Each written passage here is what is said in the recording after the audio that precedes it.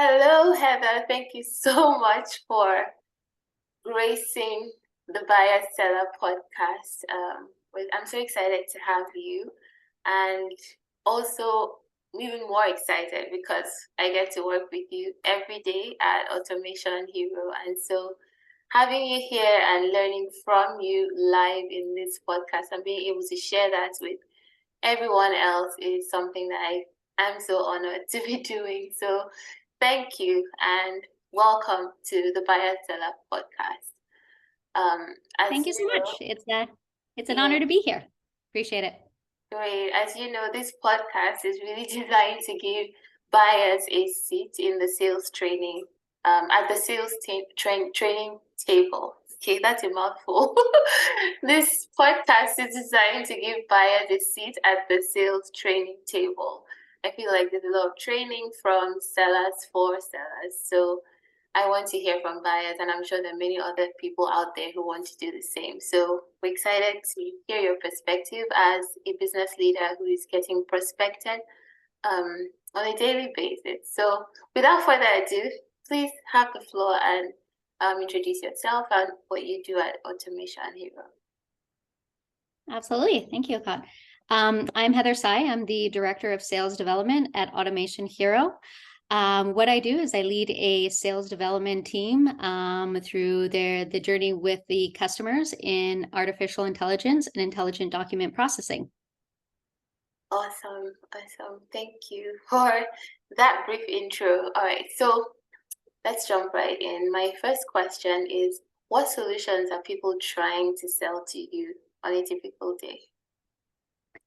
It can range. So I get a lot of people kind of trying to sell me data, lists of contact information, resources for salespeople, a lot of sales tools, standard, and then some people are maybe misdirected, trying to sell me financial tools.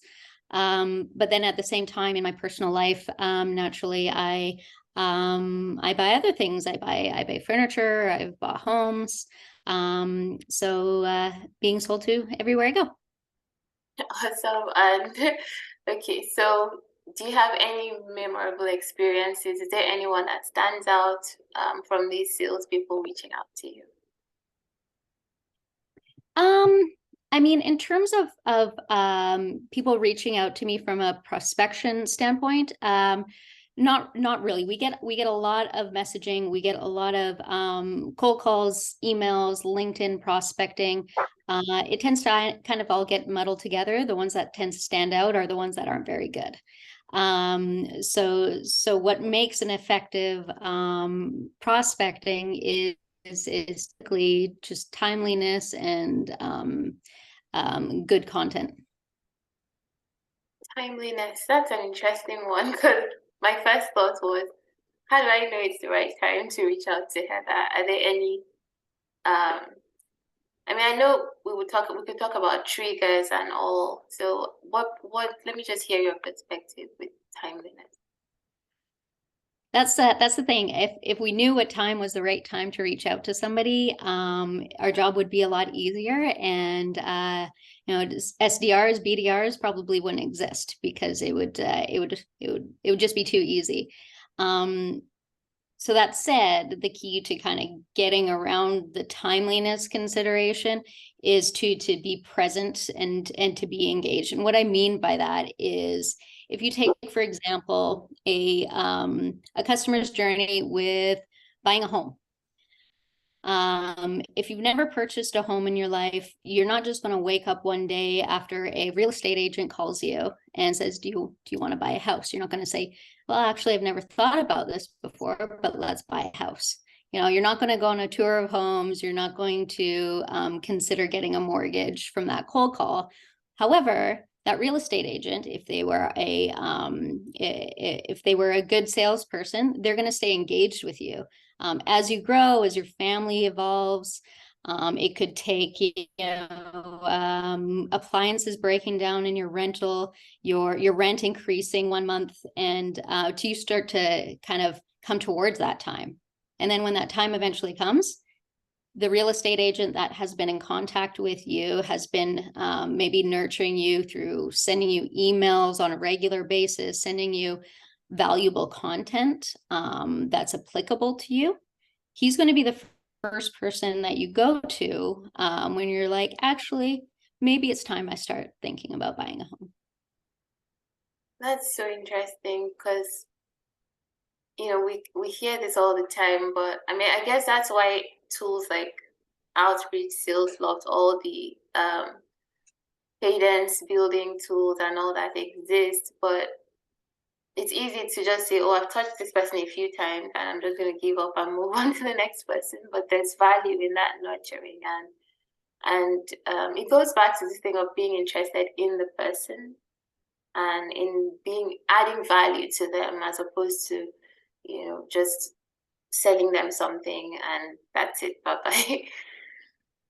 Exactly. It's all about being present, being genuinely interested in solving whatever pain point you're trying to solve with your tool or your product. And it's about being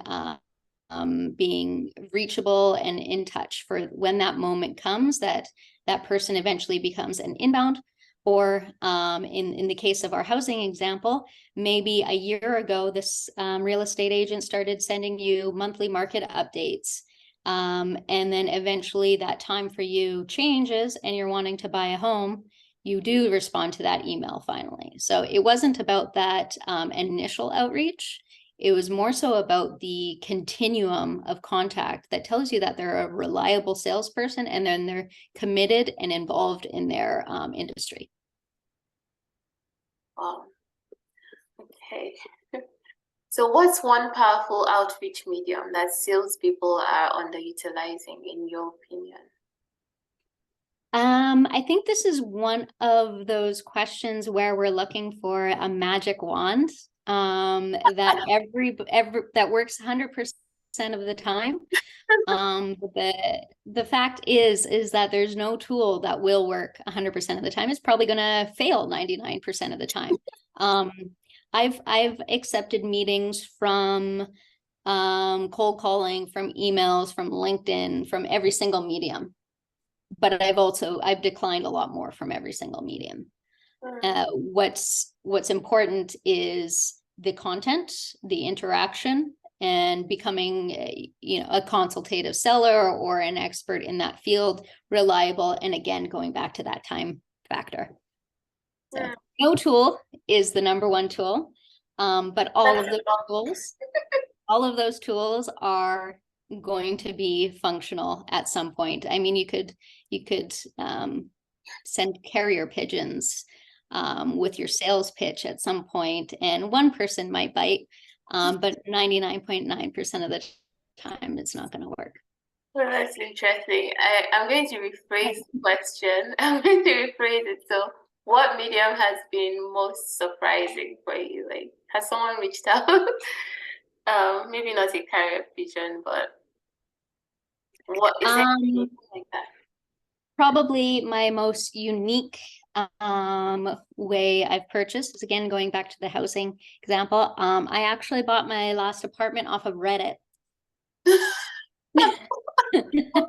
Reddit comes up, actually. I think I've heard someone say you should join communities where your typical personas that you're targeting are hanging out on Reddit. So I'm writing that down.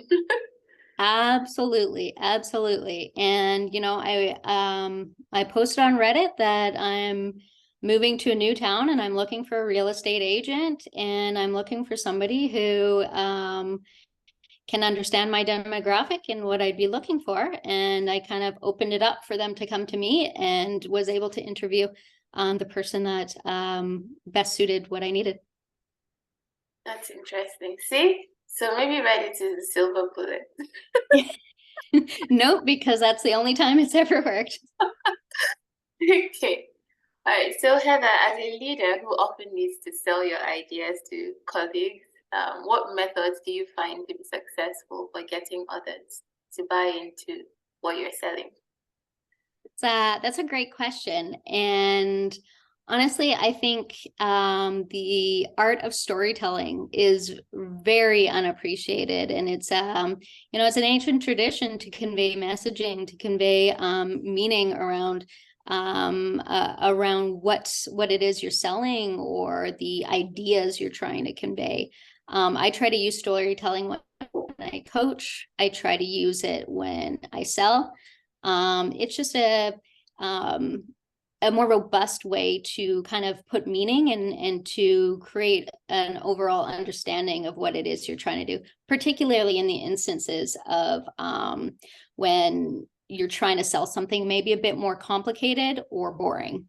I had an amazing leader when I was in banking who was probably the greatest storyteller I've ever experienced. And this is in banking. So he was telling stories about checking accounts and retirement savings plans and overdraft fees. But he would enter a room and instantly he had stories prepared connecting those products, which are typically kind of boring, to people's dreams and people's goals. So every time he did it, it was a new story, but it was exceptionally powerful for motivating and trying to understand the purpose behind what we're trying to do and what we're trying to sell. Wow, it's interesting you bring that up because sometimes it's almost like it's an overflogged topic. Everyone's talking about storytelling, and then it's easy to just gloss over it and not take it too seriously. But I mean, when you mentioned how this is from ancient times and it's been something that has worked, it just reminded me to take it more seriously, even in my own setting. It's an I, absolute art. It's very, very challenging to be an effective storyteller, but I think it's quite powerful. sure. I'm just thinking about how sometimes it's reduced to just sharing a use case or a case study, like, oh, this other company is using our tool, and that's the story. So I'm just thinking, does any more impactful way to use story in maybe cold emailing or cold calling come to mind? Absolutely. So connecting it to a relevant use case is storytelling fundamentals. So if you're trying to sell to me, director of sales development, try to place me and make me feel as though I'm already your customer.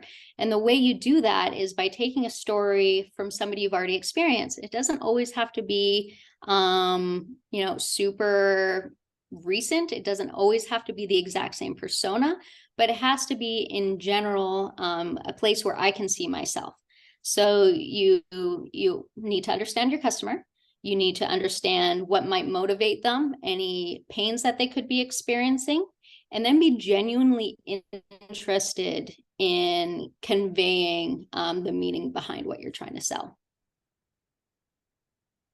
I like that idea. I've heard something like that about making someone feel like they're already using your tool, making them see that vision of themselves.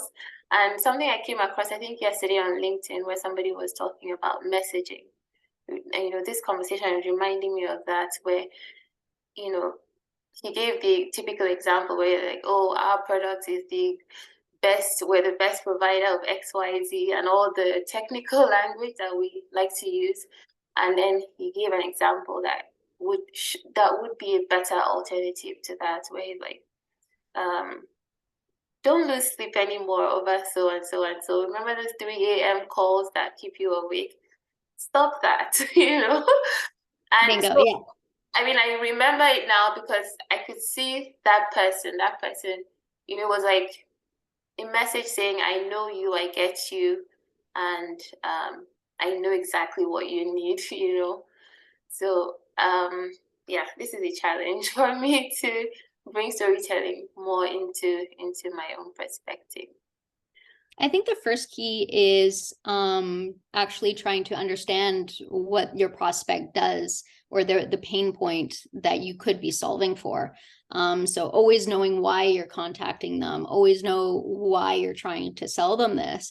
And at the end of the day, don't be a lazy salesperson. Try to research them. Try to understand what their role is entailed, and try to connect the dots between what you already do and what you could potentially be doing for this prospect.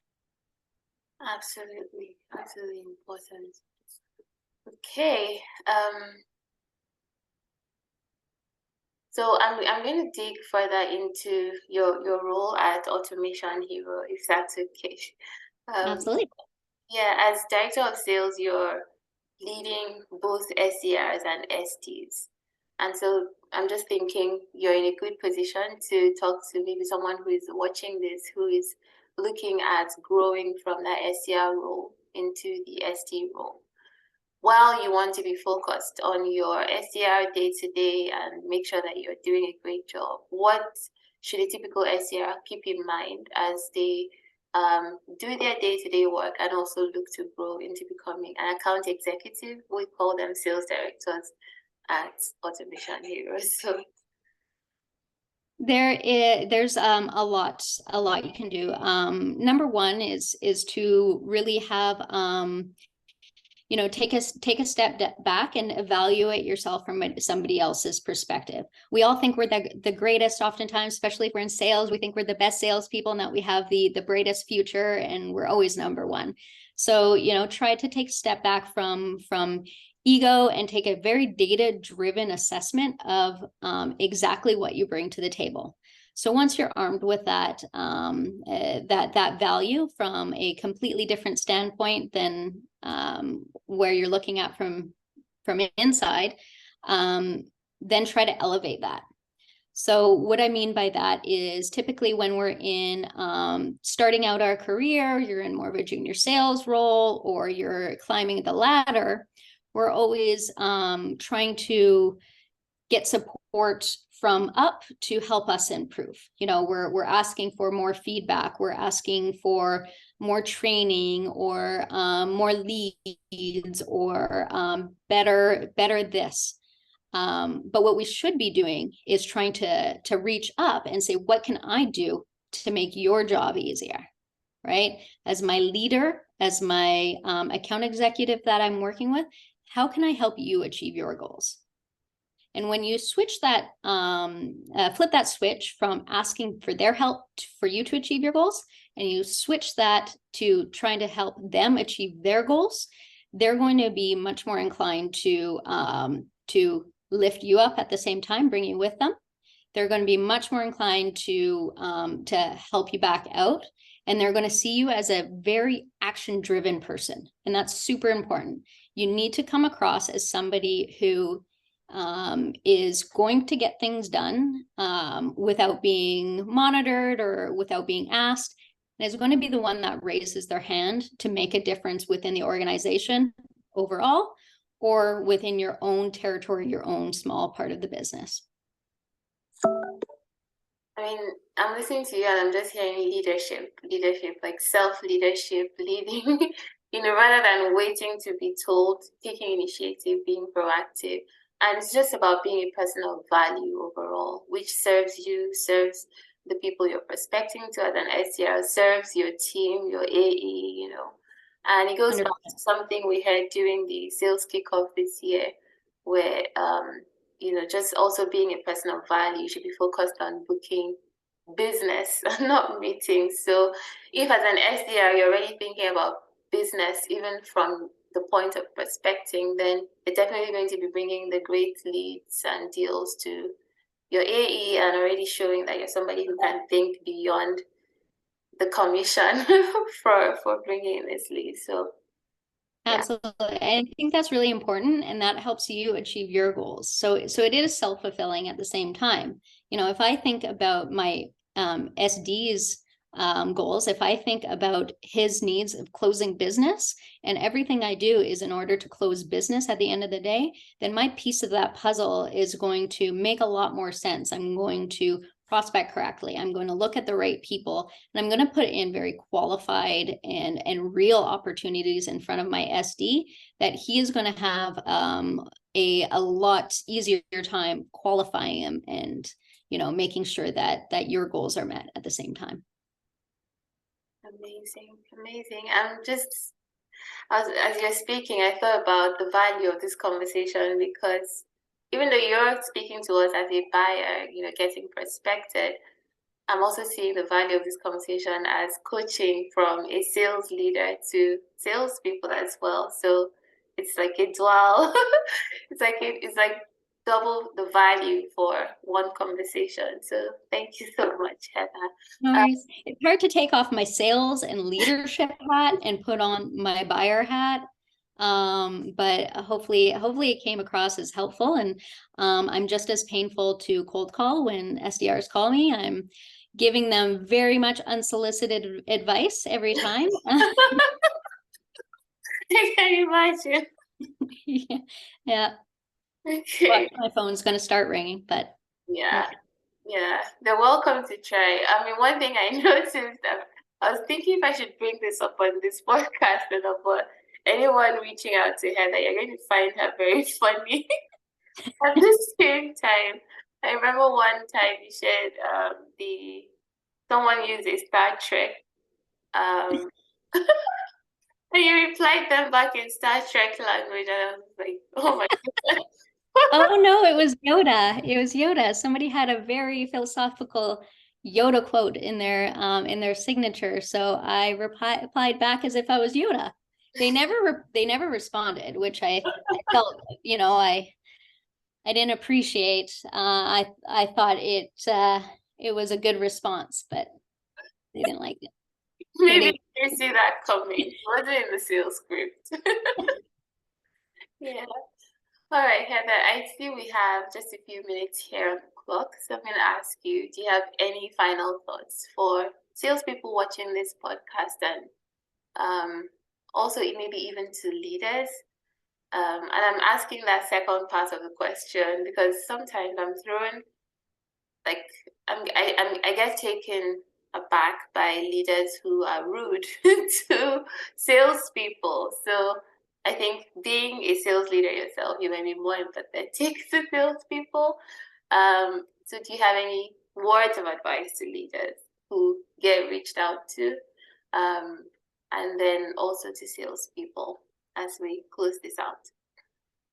Yeah, I think for leaders, I think it is important to be, genuinely caring, genuinely empathetic, but at the same time, direct, and, provide value in what's called radical candor in the leadership world. For sales folk, don't be the lazy salesperson. Be the one that's going to be present, reliable, follow up on what you say you're going to do, your commitments, and don't wait for that magic bullet or the secret wand, because it's not going to come. Just keep going, keep moving. Thank you so much. This has been, I think you've been direct in this podcast, like dishing out the knowledge and wisdom in a very concise and articulate manner. So thank you. And I'm going to mention you're the first woman on the Buyer Seller podcast. So that's exciting. Finally. It's an honor. We missed Women's Month, but yeah. It's an honor. Yeah, sure. No, but I'm going to put this out this month for sure. Not to worry. I'll do that. So that will be something to celebrate the Women's Month for sure. So thank you, Heather, for being here, and I look forward to learning and growing more from you. I remember when I first connected with you about my role at Automation Hero, one of the things I mentioned was that I look forward to learning and growing, and I haven't been disappointed at all. So thank you. Absolutely. Well, you've been, one of the greatest students. So constantly hungry for more knowledge, and I think that pays off very, very well. Thank you. Thank you so much. All right. You're welcome. Bye. Bye.